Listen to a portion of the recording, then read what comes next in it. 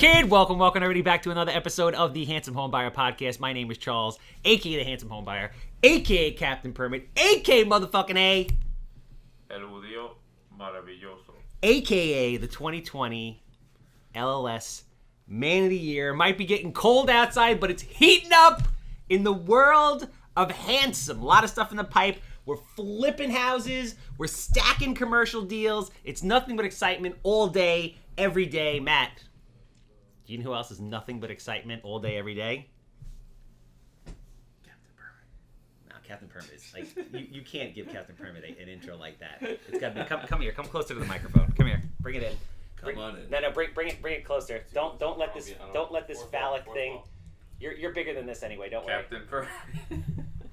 Captain Permit, 516-513-8838. If you need plans, if you need permits, if you need anything real estate related, permit related, let me tell you, nobody is more dedicated. I strolled into the office today at 7 o'clock in the morning, bright, chipper, got my grilled chicken in my hand, and I find Dennis, our architect, unconscious on the couch, burned through the night to get Joe Lynch's job done because we don't fuck around. Nobody does it better. Nobody works harder. No one's here for you. No one's better looking. 516-513-8838. And obviously, if you have a house that smells like cat pee, is dated from the 1960s, has 6 inches of mold on the wall, human waste floating past the basement steps, open permits, gas stations, land for development, office buildings, if God created and it can't be moved, Maddie? You want to buy it? Maddie, let's stop here for a second. Are you okay today? Yeah, I'm good. I'm going to need a little more energy out of you. I need someone to bounce it off. If I'm going to project it at you, if I'm going to throw you the ball, you got to throw the ball back equally as hard. Bring the ruckus. All right. I want to buy it. 516-777 sold. All right. Great guest today. Very excited to have you. Hello. So the hardest, let me just say, I know the hardest thing about doing this podcast, because I'm so excited about it, is waiting the 6 minutes for you to get the whole intro out. 2 and change. Actually, we're not done with the intro. I haven't introed you yet. All right, so let's more. go. So maybe it will hit 6 minutes. So today's guest, how long have we known each other? I feel like I've known you forever. It feels like that, but it's probably 3 years, maybe. Has it been that long? I don't know. I don't even know how we met. Did we meet on social media? We met on a front lawn in either Lindenhurst or some flip house. You showed up in a very small wrapped car. Yeah, I missed that car, man. I don't even remember this. Were you selling the house? I was the listing agent on the house. I didn't buy the house. You did not. Was it not shitty enough? It was shitty enough, but was the price too high? The price went way too high. It went nuts. Was it crazy? Worse than the prices are right now? Because I don't think the prices could get any worse than they are right now. I don't know about that, but it was. It was bad? It was bad. Yeah. The spread between what you offered and what we took was like $70,000. Did that person end up making any money? They knocked the house down and built on it. Oh, really? Built on the land. Did they sell the house? They must have. I let it go. I don't even remember when our love affair began. I just feel like you've just been in my life, and that's it. Feels so good, doesn't it? So, and I have a ton of respect for you because you are changing the game in a space that I think I have. So I call it broker beef. That's my thing. I have broker beef. But before that, so Peter Grosso, former iron worker, New York City iron worker turned broker, owner of Remax Integrity Leader out in Centereach, New York. Centereach, New York. This is his first podcast, so I'm popping the cherry right now. He was top 40 under 40. He is the Pocket Pete app creator, and I'm really excited about, with my man Matt, our visual, is going to be launching the Pocket Pete podcast. I'm so excited. The 1st of December? We're going to talk about dates, and we're going to talk about goals, because we're going to try to do several topics. So my favorite part of this is going to be non-real estate related podcasts, because if you're a realtor, and I think this is really important to get out to the realtors of the world. If you're selling real estate, people only care about real estate 2 months out of every 7 years, right? So if you're when they're buying a house. When they're buying or selling a house, they care every 7 years. They sell a house for 2 months. They're gonna be thinking about, honey, what do you think we can do? So they're gonna scroll past your real estate channel, right? So my goal is to just kind of live my life, try to do something that's fun, and then add a commercial to it. So if we have an hour of great content, and then and at the end I go, hey, I'm Pete, I sell houses. That's all we need. I need to grab the people That's cool. And then I can hold on to them and essentially put them in my pocket.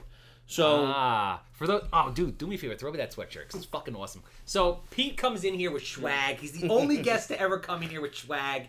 Hint, hint. I love gifts. I'm not high maintenance, but I love gifts. Look at this thing. I've been wanting one of these things we've been talking about this for the better part of a year. Yeah. I am freaking excited. Pocket Pete, love it. Unbelievable app, great resource. Really happy to be a part of it. Bang. All right, so let's talk. Let's talk. Oh, I want to digress for a minute. Everybody. Plug for Matt R Visual. When you're talking about creating content, you're either working with Matt R Visual and you're on a certain level, or then there's everybody else. So if you want to create content, there's only one person you create content with or have your wedding photo shot with, wedding shot with, anything real estate related, anything photo related, I'm losing it. Matt R Visual. All right, that's for you. All right. I can second that. I can second that. Beautiful. Okay. Back to Pete. All right, so you are changing the game. You and I, obviously, we're friends. We've done some great things together. We met. Our love affair started on a lawn in Lindenhurst, apparently. I wasn't aware of that. We did an awesome event together. I want to get to all that. But I want to preface this whole thing by saying that I personally have broker beef, right? And by broker beef, I mean that there are very, very few, and I think you'll agree with me on this, which is why you are doing what you're doing in the way that you are doing it. There are very few brokers in the industry on Long Island, in my opinion, that give any kind of value whatsoever to their agents. It's stack them all up. You don't cost me shit. Hopefully you'll close deals. No training, no social media, no nothing. It's just, that's been the model for a very, very long time. And you are doing everything but that. But you have an unbelievable story that I've heard little bits and pieces of, and I'm excited to get the whole thing now about you weren't in the real estate industry at all. You were a New York City iron worker, which is a pretty kick-ass job. It is. On a lot of different levels. Yeah. I'm very proud. I'm still holding my book. I'm still a union iron worker. I pay my dues yearly. This just popped in my head. Do you, on a personal level, are you an adrenaline guy? I am. Because you're a very calm dude. Like, you're a calm, smooth-talking dude. So it's all inner. Like, you know how... Let's talk about Street Fighter 2. You know how, like, Ryu has that power in him? Now you're dating yourself. And I can definitely. How old are you? I'm 39. Sonic Boom. Sonic Boom. So I have this energy in me that's sitting in me like a fire, ready to come out. Like Ryu would throw his Gael flame.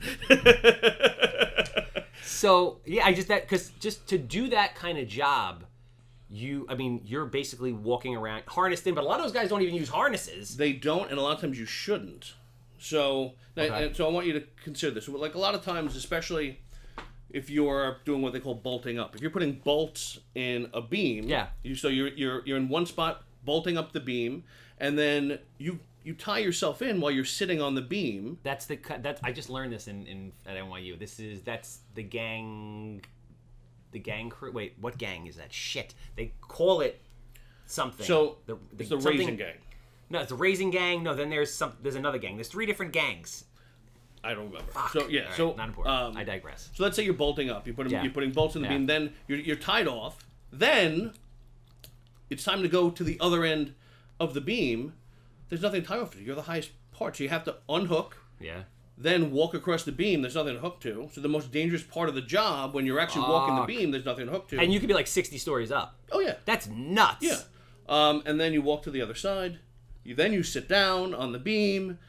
Then you hook on while you're already sitting. So like the safety portion is usually for aesthetics in a lot of parts of the ironworking field. So it is a very, very dangerous job. The stat I heard was every 3 floors an ironworker is maimed and ironworkers killed. Wow! I don't know if that's true or not, but I've seen enough injuries. I've heard of enough injuries. When and it's a dangerous job. So tell me a little bit about. So when did you join the union? How old were you? 2003. I was 23 years old. Wow. Yeah, and then I got hurt in 2008. So I had what is that? 5 years. 5 years in the business. I started off as everyone else as an apprentice, fired up, ready to make a name for myself. And I learned, and this is the most, I've told this story speaking for RE/MAX, and I think it's really important for everyone to hear. I had my first foreman, his name was George Berry. He was the most energetic, angry, fired up ironworker I've ever met since that moment on. So my first job was at the 58th Street Bridge. Okay. And I couldn't find it. I'm 23 years old. I don't know where ironworkers go to meet. I'm going up and down the bridge, right? And it's 10 o'clock in the morning. I had to start at 7. I finally find the place and I meet George Berry. And did they have cell phones then? I'm trying to remember. But I don't know who to call, even if there was, right? Okay. So I find him, and I get my first day on the job was a bunch of explicit conversation about what an ironworker is and what it takes to make it. So he said, basically, you're late again, you motherfucker. If you're late again, you motherfucker, you better not come back here. Let me tell you something. If you want to make it in this business, you show up early and you work as hard as you can. If you do that, you'll be better than 80% of the field. If you don't do that, you won't be on my job. Wow. That is a life lesson that I took with me everywhere. So I want to say this to you, and you know it, but I want to say to anyone who's listening, if you start something or if you're doing something, all you have to do, this has been universal from that moment on, is give it 10,000% and show up early, and you're starting better than 80% of the field. Yeah. So you're starting better than 80% of the field. You only have 20% to go. I always tell people, I'm like, listen, being successful at something is not a difficult thing. It is relatively easy to have a business, start a business, have a job, maintain a job, make money, be successful. All you have to do is do what you say you're going to do, pick up the phone, and work. Right. Because 80% are not doing that. Now listen, I'm not going to say that there aren't growing pains and struggles and shit that happens in business. We all deal with this. Mm-hmm. But all you have to do is show up and, really return phone calls. That's like my thing. All you have to do is really return phone calls. Right. Yeah. Work ethic trumps everything. Without a doubt. People will give you a pass if they know you're giving it everything. Yeah. They'll give you another shot because they know you'll get there. So he cursed you out on the first day. Yeah. Became my hero. And became a hero. Right. And do you still talk to him to today? No, I don't. But I want to reach out to him and just thank him because that really was a light switch. Yeah. That those few sentences that really helped me make it in that. I want to say making that business. I worked so hard and I became. I advanced past the apprenticeship early. Like I still got became a journeyman early. Yeah. And I really loved what I was doing. What drew you to that industry? Just out of curiosity. My good buddy Mario. I'm 23. I'm trying to go through college. I'm struggling. I'm not really good at school. Where'd you go to school? I went to Western Connecticut, and then I went to Suffolk. Okay. And I'm just trying to figure out what to do in my life. And my buddy is balling. He's been in it 3 years. He's making money. And I said, let me give it a shot. Let me see if I'll like it. I'm surprised that you got in that quick. It's not easy. It's not. I sat on. You have to take a test first to be considered to get into the. You have to show up, stand online overnight. Yeah. So back then they only gave away 500 applications. Okay. So I had to show up to, in Long Island City. I had to show up at 10 p.m. Okay. I was number 250. Stood online until the next morning. Okay. Then it was raining. So it was raining all night. In the morning, they didn't open the door till like 11 o'clock in the morning, and they opened the door to let a few people in, and a riot started. People started like sprinting towards the door. So like that whole line went to nothing, and we all had to fight our way in there to get an application, and we were all crammed in, stuffed to the door like a rock concert that got out of control. This was 04, I assume, right? It's probably 04, 03. Wow. Yeah.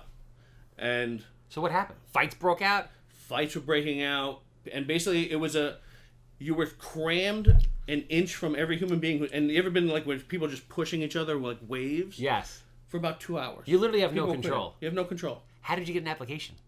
I just put my Zen, feelings on. I just like rode the wave until When you got to the front, did it like mellow out at the front where the person had the application? Once you got to the door, yeah. Oh, that's what it was. Yeah, it was like a fight to get to the door. So people were beating each other's ass in the street. Yes. But once you got to the door, it was calm. What was that feeling like when you finally got the application? I remember thinking, I don't know if I'm getting this job. I don't even know if I want to do this job, but I want to win. I don't want to give up and not get the application. That became my trophy in the moment. I didn't want to walk away and say I didn't make it. So that was step one. Wow. So you got the application, filled out the application, and then what happens? Then you got to take a written test, which you pass. Then you take a physical test, which consists of climbing a beam, walking across it, sliding down. Really? Then, yeah. No shit. I didn't know. They got to know you can physically get up a column. Wow.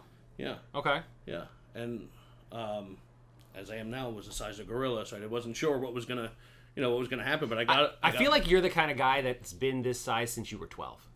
I was. Am I off on that? No, you're not. So like, you're in school. Like I was like a freaking midget, and then there was a guy that had a full beard at age 12, and he was jacked and like 6'3". That's Pete. Yeah, I think I was 170 pounds in 5th grade. Jesus. I was just a big kid. Yeah. So yeah, I've always been. I'm bigger now because I'm in real estate, not an iron worker, and running around all day, but. I've always made people uncomfortable on an airplane. That's it's tough to sit next to me. So you pass everything, you get the call, you're in there. I'm in there and start the apprenticeship. It's tough, like they do haze you a bit, and it's part of the fun. That's a tough union, I've heard. Like that's a tough group there to get. They are tough to get in with. It's tough to get in with. It's tough. It's a lot of rough people, but it's a team. It's a family. So like I can imagine that. Yeah. Because listen, I mean, not for nothing, not to get dramatic, because I do have a flair for the dramatic, but that's a life or death type of job. Yeah. Like you are 60 stories up in the air, walking around on a beam with no harness on. Like it's crazy. Yeah. So ultimately, there was an accident. What happened? So I'm working on Citi Field. And that's cool. Yeah, it was cool. I could actually watch Shea Stadium from where I was working. So, like, if there was the game was going on, I could actually watch the game like a bird. Nice. So, because we were working on the sunscreen of Citi Field, and we're building the decking, and I had to walk across a beam to go get some tools, and there was some decking stacked up, and looked like it was tied down. The rope was laid over it, and it was short decking, so it wasn't very heavy, and it wasn't tied down. So when I stepped on one stack of decking, it was fine. Stepped on the second, my foot slipped, and the decking came up, and I thought it was fine. I went to grab the beam, but when you step on a rake, the decking came up and smacked my hands away, and that's when I realized I have a problem here, and I fell. Wow! And I didn't know exactly where it was because there's 2 levels to the sunscreen, so like I didn't know if I was falling 50 feet or falling 15 feet. Wow. So, but luckily I fell like 15 to 18 feet. That's still a lot. It's still a lot, but it's better than it's better than 50. It's better than 50. Yeah. But 18 feet is a lot. Like 18 feet. You look down 18 feet, like 18 feet is a lot. Right. And I had some velocity. Yeah. So, and I landed in lower decking, so my foot got caught in the groove of the decking, so when I fell over, my foot stayed straight up. Oh, shit! I snapped my oh! Yeah. So I broke my ankle, my leg, and my back. Oh, shit! They had to use... You okay? Do you want to take a moment with that? I'm visualizing the twistedness. Did you feel any of this? I knew something was wrong. Yes. When you wake up, when you look down, and your foot is basically twisted 90 degrees. Right. Wow. So, and then a bunch of iron workers slid down because there was people working on the scoreboard or whatever, and came up to see if I was okay. And I remember I'm laying there. They're trying to get the paramedics to figure out how to get up there. I'm thinking you broke your back. I had to get a fusion and a lapendectomy. So because what happened? I landed on one foot, so my spine twisted a little bit. So basically, what this was just so you got. I landed on 1 foot, 18 feet down, landed on 1 foot. All that weight, all that velocity hits 1 foot. Right. That gets stuck in between, like the ridge of the metal decking. Right. For those of you, I guess that if people can visualize how it kind of goes up and down. So your foot got stuck in a groove, and then you just went. Yeah. Oh shit. So a bunch of iron workers now hovered above me, asked them if I'm all right. One guy goes, Pete, you can eat your lunch. Was he trying to deflect? Like, well, I mean, it's just, that's the mentality of it. Like, it's fun. Like, even like in an injury, it's fun and games. You know what I mean? That job had a lot of injuries. There were guys that I can imagine. Yeah, it's a big job, and like that. Maybe if that rule sticks, to every third. One guy was hooking on so they were at the bottom of the crane hooking the steel up, and the hook got caught in his glove. Okay. And he got pulled up 20 feet, and his glove fell off.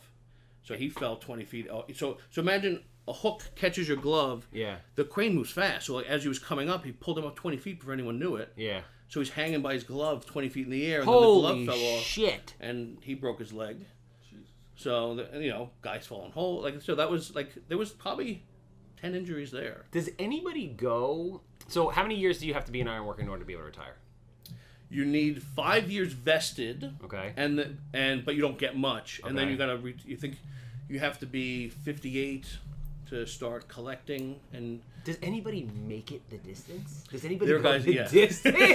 Like, it just seems like... They're a handful of legends. I was going to say, it just seems like an unbelievably dangerous. So, you break your leg, you go in for surgery, your ankle, your back, the whole nine. Yeah. I mean, what is your mindset at that point like? It was devastating because I sort of knew this was over. And because I remember laying in the hospital thinking, and this is a passion of mine. Like, this was a brotherhood. I thought I was going to be president of the Ironworkers Union. Wow. Like, I can see you doing that. Like I had aspirations to, like, rise politically there. And I just knew this was it. You were done. I was, like, it was pretty bad. You wouldn't be able to physically...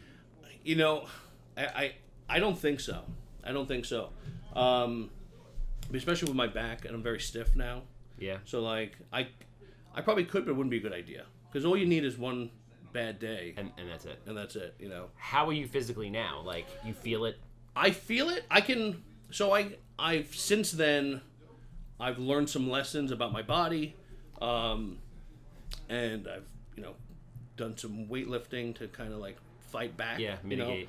And I learned that I need massages. So like when you get a spinal fusion, this is thanks to Chris Taylor, my one of my powerlifting buddies.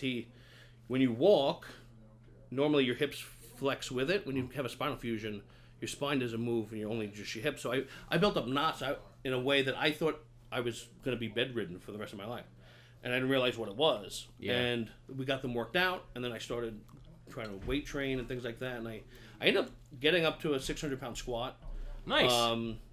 And so like you can do things. There is life after. There's life after these injuries. These injuries. I guess it's just a matter of mindset, which speaks to your character and the way you view the world.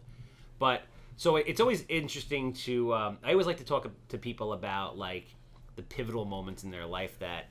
I feel like you come to a fork in the road a lot of times, and I think our generation and your generation is going to be doing that more often with technology totally and the way it changes. Like our parents or our parents' parents worked at a job for 30 years, 40 years, 50 years, whatever it is. Mm-hmm. My thing now is like as soon as you find everything has like a 5-year life expectancy. So as soon as you find something you're making money at, you better capitalize on that and then look for the next thing because it's time to go. I completely agree. before you know. So I mean, you're sitting there, hospital bed, fused together. What's going to be the rest of your life? You had this life plan of ironworker, climbing the ranks, politics, etc. Like, now what? Exactly. So I had 3 years of surgery. So like that was the worst period of my life. 3 years of surgery? Because I had to get my ankle reconstructed. Okay. Then I had to get it fixed again. Then I had to have the back surgery, and they needed time for one to heal, so that they didn't want me to have the back surgery without being able to walk. So I had like 3 years. I had a cane for a long time. I looked like a 90-year-old man. Which explains the Frank Sinatra that Matt heard while I was in the parking lot. And so like that was the period of time that kind of drove me to where I am today, because I had no value. I was just sitting around. And the depression that comes over someone when they feel like they have no purpose and they have no place in the world is insane. And you can go down a lot of dark rabbit holes just sitting around and playing with the internet. Luckily, the financial crisis happened in the moment that I kind of got hurt. I got hurt in 2008. Okay. And the financial crisis happened. It was super interesting. And I really wanted to know why. So I ordered a bunch of textbooks from like... Meaning you found the financial crisis to be interesting. Super interesting. Got it. So why are we having this... Why is the world coming to an end? Why is the world basically coming to an end? And in those moments, it felt like it was. It felt like Yes. the Second Great Depression. I remember. In a lot of ways, it was. Yeah. So you know what I remember thinking in that moment? I remember driving on the Grand Central Parkway being pissed off that I didn't... Like, I knew I wanted to get into real estate, but I didn't know anything at that point. Mm-hmm. I was like, fuck, I really wish I knew a lot about real estate right now. Right. Because it's about to get real. It's about to basically rain opportunity for the next 10 years. Yeah. So I ordered books from Yale and Stanford, like Intro to Economics, and I basically laid around and taught myself economics. I watched YouTube videos of the classic economists like Milton Friedman and the bunch Mises and things like that. And I just kind of delved into the why. Yeah. And I really enjoyed the real estate portion of it. So when I felt good enough to get around and I had a couple bucks from the injury, I decided I wanted to invest in real estate and give it a shot. And I really liked Detroit.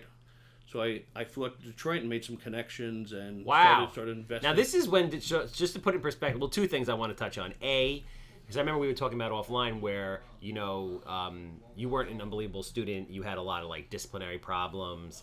Because when everybody meets Pete, you notice that his hands are like iron mitts, like lunch boxes. Like you would never want to get hit with one of these things. And I was like, has anybody ever been hit with that? He goes, unfortunately, I had a childhood where I had a lot of fights, etc. So, I mean, it kind of speaks, not to shit on the educational system, but people like you and I who went through the educational system and people were like, you're never going to be shit. Like, we just, didn't have any interest in it. How, when you find something you're interested in, how you could quickly turn that around and become an excellent student and read Laser and do this focus. and that. Yeah, exactly. I mean, it's really about passion. And it's also about knowing what an ADHD kid is. Like, they're actually much better with my daughter, who seems to have a lot of what I have, than they were with me, where I need to move. I'm moving, like, I'm talking to you now, like, I couldn't have this conversation if I wasn't swiveling with you. Yeah. So, like, they didn't get it. Do you have ADHD? Like, clinically, like, diagnosed? I'm not diagnosed, other than I sat with I don't know if it's a psychologist, psychiatrist, just to talk to him about that I may have it, and I told him about 3 minutes. He goes, yeah, 100%. That's so, like, he didn't write me a diagnosis, but he said 100%. You were never put on Ritalin or anything like that, were you? What? You were never put on Ritalin or anything like that, were you? For, like, my mom told me I was on it for, like, weeks, and she didn't like how I was acting. Yeah. She took me off it. Do you know that? Do you know my story, my Ritalin story? I heard you say that you were on it, right? But as an adult? They wanted to put me on when I was like 12. And I took this is why I don't do any drugs. I never done any drugs, I think. So I took a Ritalin pill one time, turned me into a zombie, never took it again. Used to throw it down the drain when people weren't looking. Had such a profound impact on me. I never touched drugs or alcohol ever. But like, and then, again, I had a similar situation to you. I wasn't in the fights because, I mean, people would just fucking step on me. But, I mean, a lot of my teachers told me I wouldn't be shit. And I had to be moving all the time. And now here we are. And it's a very different ballgame. So it just speaks to our structured educational system and how, maybe they should be looking at exploring passion, right, as opposed to this factory worker-esque shit that they are. Yeah, it's 1800s education. So how does this? So you decide that you want to invest in real estate. That's interesting. I thought the agent thing came before the investing. I didn't know that you went directly into investing. No, it actually came reverse. So here's my big thought was, so like when the financial crisis happened, if you look at the Case-Shiller index, you can see that as the boom was happening, you can see like Arizona was going up 15-20% year over year. And then when like New York had like 5 or 6%, and all the different cities, right? So like then when the bust happened, there was an equidistant drop. So Arizona went up 15%. It was below the 100-year average 15%, right? Okay. In every single city except for Detroit. Detroit got hit twice. Detroit got hit with the financial crisis, and the financial crisis hit the car industry. Which then... Right. So the idea that I had was that if I bought in Detroit... you were at the bottom of the bottom of the bottom. Right.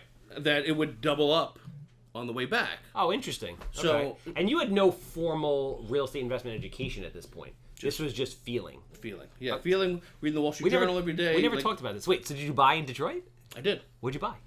I bought 26 houses. Wow, for like $3 each. For very very inexpensive houses. They were like, take these fucking things, we'll pay you.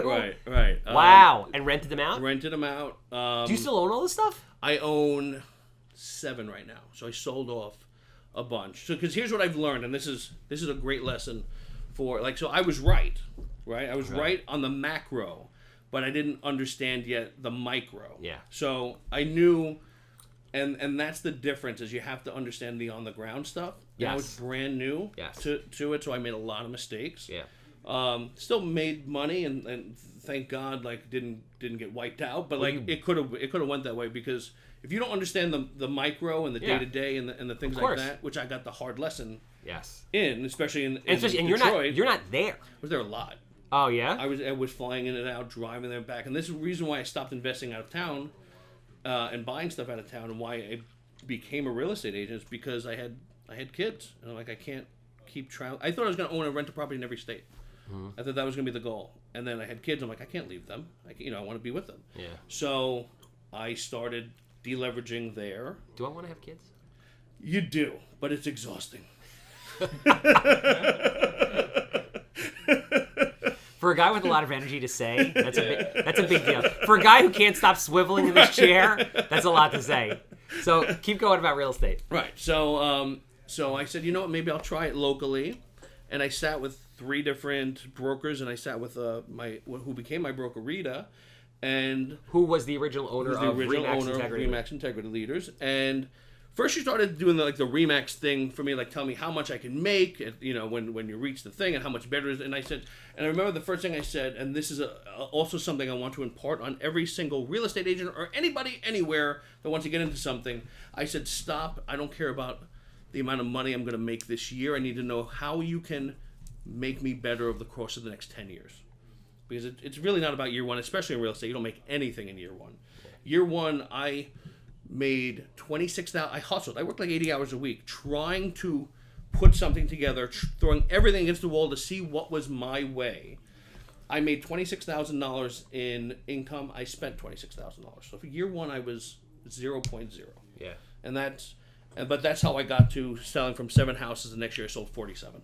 Wow. So, but you have to realize year one is about figuring out who you are, figuring out how the business works, and then once you get there, you can quadruple down on who you are and what works. Nugget. Wow, that was a good one. Interesting. So, yeah, I was going to ask you a question. Speaking, Trent, put yourself back to, and you kind of spoke of this, but I just want you to elaborate on it a little bit more. From the mindset of an agent now and someone who's looking for a broker, what do you think for agents should be looking for in a broker? What is important in a broker? Yeah. So first they have to care. They got to really care about the outcome, and then they have to understand what this world is right now. So for me, and my brokerage, I think it's really important to have the tools that make the elite, right? So, and that comes with understanding what you are. You're your own media department. You're your own marketing department. If you're starting to be a real estate agent, you're starting a business. If you're doing that, then you need to be a media company, right? So what I'm trying to do is build a space where... When did you realize that, first of all? Pretty much right off the bat. I knew it was a business, and that's number one about becoming a real estate agent. People think they're getting a job. And I think you have to know you're getting a business. Yes. You are your own boss. Your own business. Yeah. No one's waking you up in the morning. No one's telling you to make calls. No one's telling you. Right. So, but interesting before we go there, because now you're obviously a broker. Mm-hmm. The cool thing is that obviously you ended up becoming an agent at Remax Integrity Leaders. Right. And you ended up buying it from your original broker. Second year. Yeah. Oh, by your second year? Yeah. How long have you been doing this for? This is my 5th year. Oh, shit. You're really new to this. Yeah. Year 1, 7 deals. Year 2, 47. Took over the brokerage by the end of the second year. Wow. Then, actually, at the end of the second year, because you need to be a real estate agent for 2 years. Yeah. Then, so I own the number 1 Remax on Long Island, which is daunting. Because it feels like... I had no idea it was the number 1 Remax. Yeah, number 1. Wow. So, we have over 30 agents. So think about that for a second, though. You have 30 agents, mm-hmm. and you're the number 1 RE/MAX on Long Island, which speaks to a lot of different things. A, you're training the caliber of people, how you nurture them, because the Sicilians have a saying that the fish stinks from the head down, right? I believe that. So you have brokers that have 100, 200, 300, whatever people. With 30 people, you're able to achieve. I'm very proud of my brokerage. And two things. One, I was terrified because when I took it over, everyone could have left. They were under Rita, who's a legend. Yeah. And then when we told everyone at the yearly award ceremony, and I had this huge speech ready to go, this rah-rah, we're going to kill it. And then Rita gets up and tells everyone that she's stepping down from being the broker. She'll always be here, but Is she still there in she some is, capacity? yeah. Okay, Yeah. Oh yeah. cool. And here, Peter Grosso is going to be taking over. Now I'm in this 2 years. Yeah. I got up there thinking I was going to rah-rah them. I should have had a speech ready for a funeral. Because Wow. they did, it was a shock to them. I'm sure. This person that they hardly know, who's been in the business a few years, just come in is going to run this joint. Well, I think it was, just from my perspective, and I wasn't there, I think it was less about you, not in a negative way, and more about, this woman that was a prolific force and was always there, was their North Star in the real estate world, just told them that they're gone. Right. So it's kind of it's almost like they're mourning something. Absolutely. And that's exactly what it was. So it was my job to convince them everything was going to be all right. It was that I had plans in the works to try to make the brokerage better, form fit for the next generation and things like that. And so I'm, thank God everyone stayed on. Wow! And, I was going to ask that. What was the turnover like? Yeah, I mean we had everyone stayed, and we had a great year the following year, but I've been slowly implementing my vision of what I think a brokerage should be, and I'm hoping. What do you think a brokerage should be? I've been watching you do this, and I love it. Yeah. But what do you, for the brokers and for the agents out there that are looking for the right home, and for the brokers that I feel we should all be inspiring each other to be better, what do you feel the right brokerage delivers? I think for me it would be all the tools that you need to excel without having to pay for them. So if you join my brokerage, there's a couple target audiences that I want to hit. I want to hit the media people, so I want to hit people that know social media is the future. Video marketing is the future, so we have a green screen, Final Cut Pro, professional editing software, all type of video equipment. This way, and I teach them how to use it so that they can either come in, do a quick video, do a couple key points. I'll show them 6 ways to use Final Cut Pro, so it's super cookie cutter. Or if they have something better, they have access to Matt to really make it stunning. But I want them to be able to run in, make a quick video, shoot it out there. In minutes. I want them to be able to create the type of environment for themselves where they're constantly reminding people that they exist and that they're great. And we build a marketing plan. We're going to try to build a space where people can be themselves and let the world know who they are. And so we do that. Then when it comes to listing appointments and winning, Dude, that should be the slogan. Which one? RE/MAX Integrity Leaders. Say that thing again. We build a place. Wait, do that shit. Well, I don't know what I said. Damn it. We'll roll that back later. Our slogan is RE/MAX Integrity Leaders for the elite and the aspiring. Nice. Because I want people to know this is the place where the best are. Or if you want to be with the peers that are doing 30, 40, 50 deals every year, and you want to up your game, this is the place. So I want to talk to you about, not specifically on an industry-wide basis, not specifically commission splits, but the concept of that versus value, right? So it seems to me that there's kind of 2 brokerage models that I've seen. You get the people where you get the brokerages where they're oh yeah, we're going to train you, we're giving you a 50-50 split or whatever, but they really don't give you shit. And then the people there's a lot of failure. The failure rate has got, I don't know what the stats are, but they got to be huge. They're huge. Got to be huge. And I think that's really the failure on most of the brokers. I mean, listen, some of the agents are lazy. People are lazy. They have to take responsibility for that. But you can't just throw somebody in the deep end of the pool and be oh yeah, 99% of those people are going to drown. Right, and then you get the ones that achieve a certain level of success, and sometimes they run off to the transactional brokers of the world, but they really have no support and really have nothing.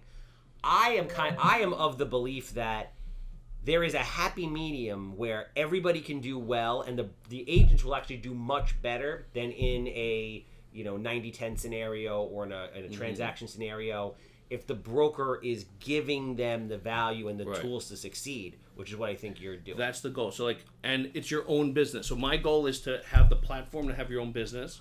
So we have, you can get 95% of your commission because it's your business. Wow. But you pay a fee, like a subscription, right? Or you can have a lower split to get yourself up to the 95. The goal should be a 95. I mean, like, once you do like 20 or 30 deals, it's economically beneficial to be a 95. On an annualized basis. On an annual basis, Gotcha. right. But the goal is to have the media stuff. I have a free Matterport camera, the 3D scanning camera. So you come in, you set a listing appointment, you show them that you can create this 3D visual effect. You're going to win that listing. And you don't have to spend $500 to do it. So you're saving $500 to guarantee that listing. You can either do it yourself or use one of my assistants to do it. So for $60, you're getting this $500 product. We have Zillow leads in the office.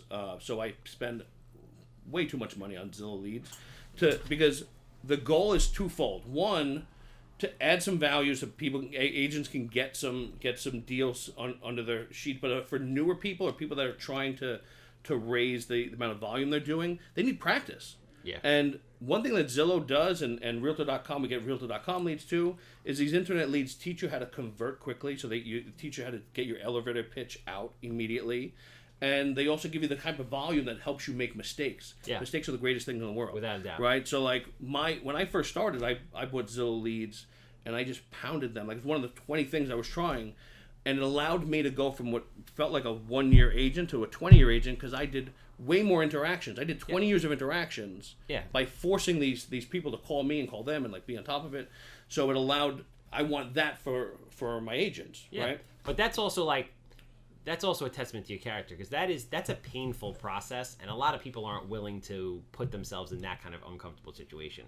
So I have another question for you because this is the thing. I push social media to people like crazy. I had that CE class that I taught yesterday, and there was 85 agents there or something like that. And I'm like, listen, who here has Instagram? Whoever has Facebook, who has Instagram? And like 3 people raised their hand. I'm like, guys. Kills me. I'm like, listen, I'm going to tell you right now. If you don't get Instagram by the time we walk out of here, in 2 years from now, you will be extinct. Your business will be extinct. Right. So, and I always push people to make videos and do things like that. And it's interesting to me how uncomfortable that is for people. So being a broker, being a leader, with this, you're like the Pied Piper of brokers in the social media movement. How do you get your agents to overcome that fear? We try to have video parties, so like everyone watch each other be embarrassed, right? So that kind of breaks the ice, and we do stuff in house to like. You don't have to push it out there. So let's just test it. Let's get it done. Let's play with the tools so that you know how to use it and we get them to dip their toes in the water. But they have to do it. They just have to do it. And then the next level is like getting them to really tell their story. And that's the biggest thing I ask people to do is like these things that like new listing or like how to wash your dishes in 6 different ways. Like this stuff is going to turn people off. What they want to know is who you are, what your fears are, take me on your journey. So what I beg them, especially the new agents are missing out on this so much. It's like saying, or agents that come over to my brokerage or go to another brokerage say, hey, I just joined RE/MAX Integrity Leaders. It's a huge thing. They're an elite group. I don't know if I'm going to make it. I'm a little scared. But please follow me, support me, take me with you. And that's going to be the launching pad for people rooting for you and getting a corner. Then you take them to, I'm at my first inspection for, I'm a little nervous. I'm still a little nervous, but I think I got this. I'm about to do this thing. Here's what the guy said. Here's what we did. Here's how we solved the problem. And now you're a TV show. The world's rooting for you. They're sending you people. So you have to touch people in a personal way. You have to open yourself up. And if you don't, someone else will. So what do you say to agents who say to you, I don't know what to say? Like what is interesting about me that people would actually want to hear? The journey. Yeah. I mean, the journey's super easy. Say you don't have even, you might not be interesting, but the journey is. So you probably are interesting. But No, you might not be. You might not be. But the journey is interesting. But the journey is like, hey, I just joined this office. I've never sold anything before. I don't know, That's a very cool angle. Yeah. Like, I like what you're doing there. I don't know what I'm doing. Help me. Like, and follow me as I go from this new person to this elite person. Yeah. And like they will attach to you. Like I mean, no one I love else. it, dude. That gets me tingly below the belt. That's cool. Right? So, and then the next level is growing to this comfort. So I actually think the uncomfort is more compelling than the comfort. I think what I do now, like, because when I first started, it was weird. And what I need everyone to know is that it's like dinosaurs. Like my social media 4 years ago, I cringe at. But I did this, and now it's gone. I did this, and then I did this, and then I did this. Yeah. You can't find my stuff in 3 years. Well, only I can. So I can cringe at it. You won't. So you don't know. Yeah. So you need to start here to get up here. So they got to drop that first video. They got to open their hearts up. And I mean, it's the concept that you said before about how you did all these, you had all these ill leads and all these interactions and all these failures. Mm-hmm. You need the failures to get to success. It's 100%. Just, there's no way you can be great at something before you suck at it. Like, nobody ever woke up and was a professional anything. It just doesn't happen. Yeah. Like, you have to be willing to go through that process. Another thing I want to talk about, which you and I did together, which kind of led to a new agent that I've seen really blowing up on social media and doing an unbelievable job, Nicole Schwartz, is I don't even know how this came together. I think 3 years ago we met. You reached out to me and you were like, "Oh, I bought the brokerage." That I remember. You're like, "Let's do a figure out a class, something how we can collaborate." Let's figure out a class. So I came in and we had like 65 people show up, and I did a class on real estate investing for realtors. Mm-hmm. And from that, there was one agent in particular who you met, Nicole Schwartz, and this is why social media is so amazing. I guess she was following me, so I was doing this thing, came there, met you, loved what you were doing, and you are, mentoring her, and I see her on her journey of exactly what you've been talking about, and it's awesome. Yeah, she's doing an amazing job, and I'm really proud of her because she, first she started So she started in the social media world. Like most of her deals early on when she first started came from social media. Like she would take these quick videos, hey, I'm about to do this inspection, I'm about to do this. And she did that journey thing, and not even knowing that she was doing that journey thing. And now I met her at your thing. She just joined Douglas Elliman. And it was, I thought, hey, I think you'd be great, but I think you'd be great with us. And let me tell you about a couple of things she's doing, but she wasn't ready because she just left one place. She didn't want to be hopping around. But we stayed in touch, and ultimately she decided to join. And I'm super thankful because she's doing a lot of the things that I built the brokerage for. Yeah. So.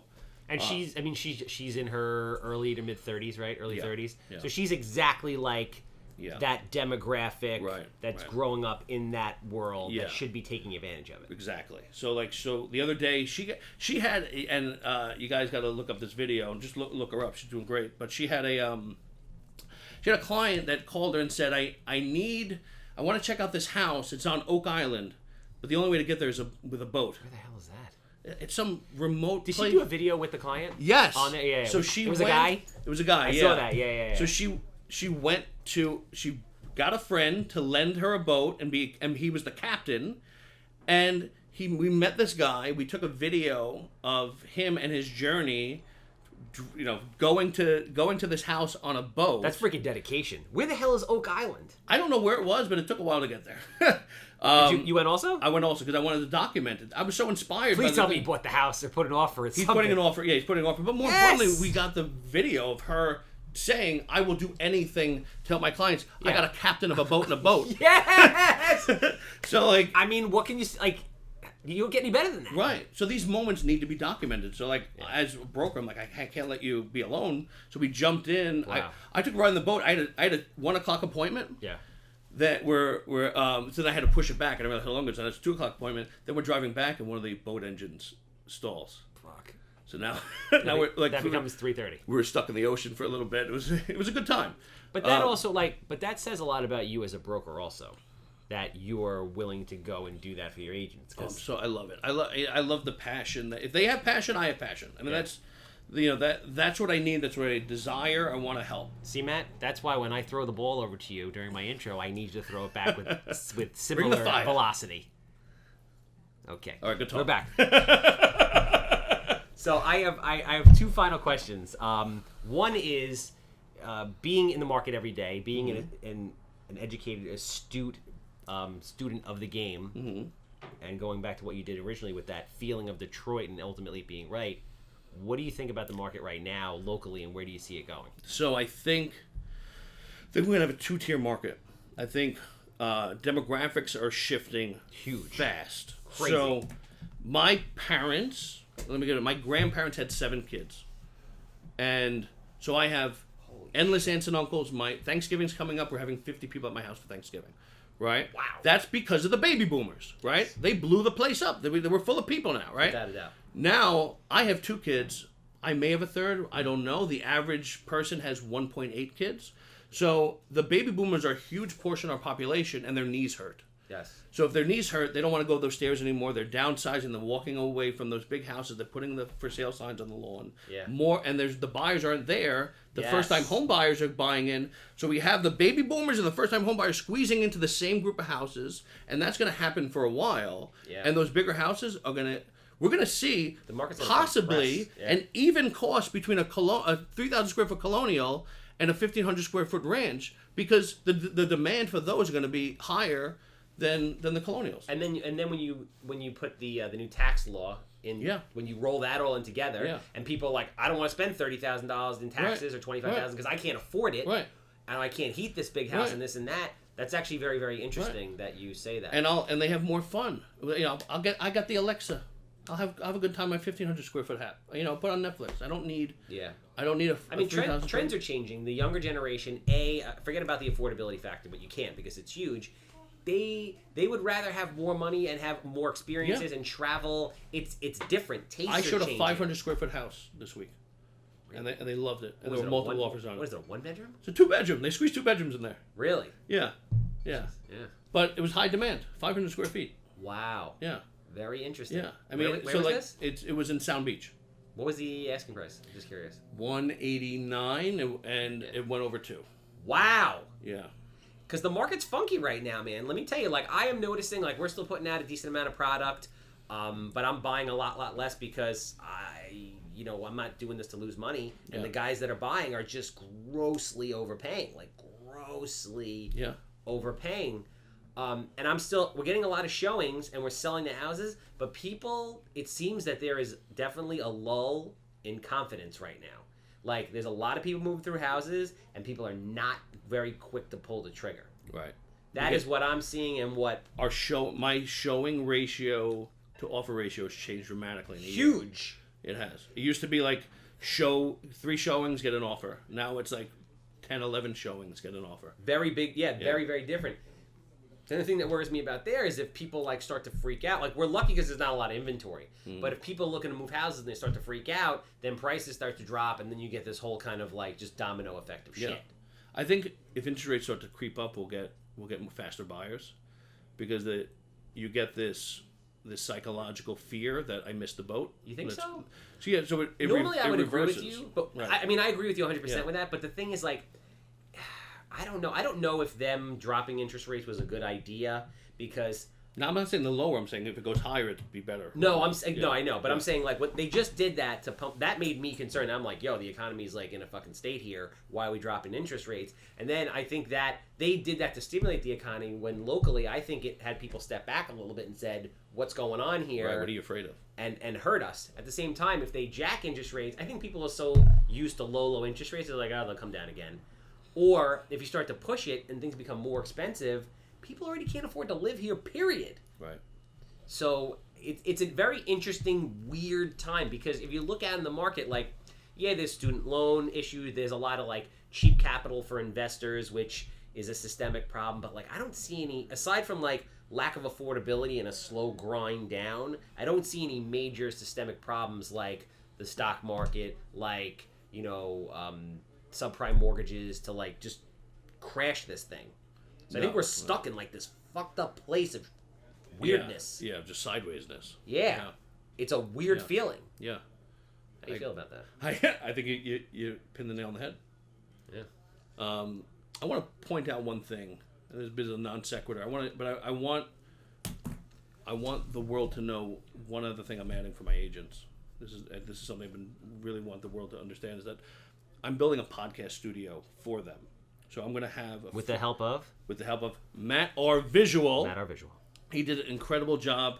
We're in the decorating phase now, but I'm going to have a situation where real estate agents will have a code to the podcast, and they can create their own content.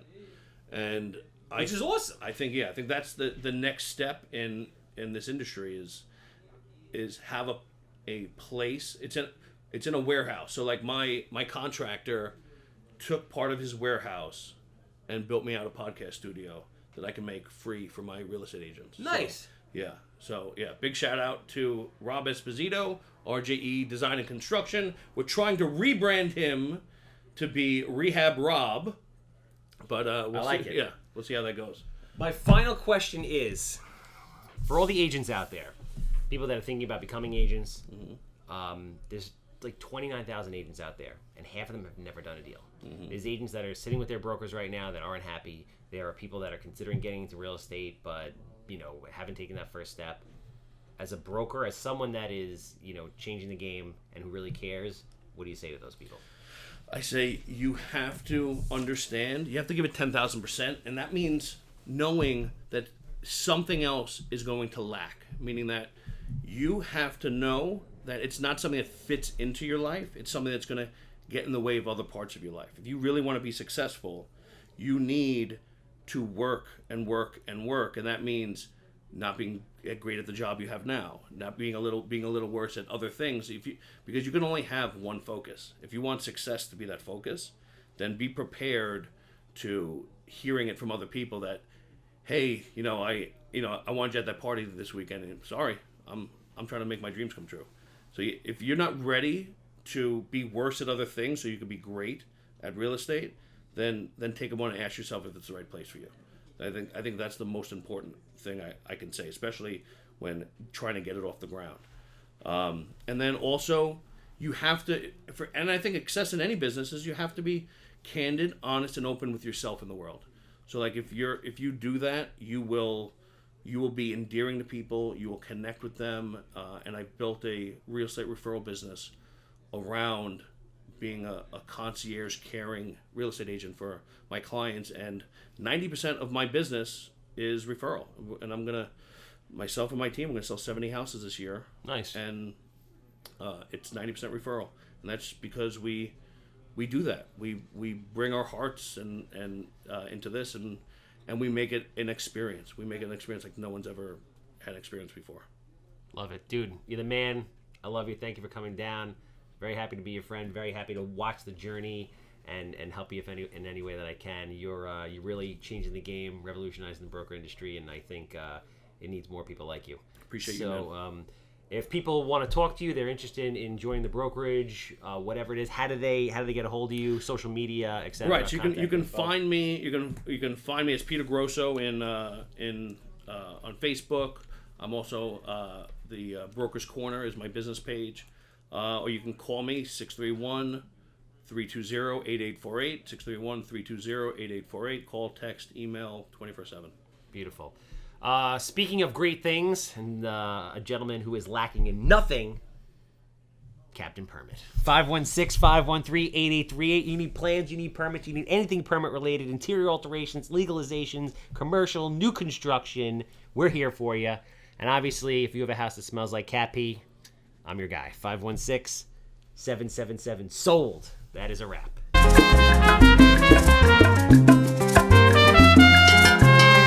Orgulloso estoy de mi herencia judía. Benjamín Lev Ben Shlomo, cuando me llaman a la torre, así me llamo.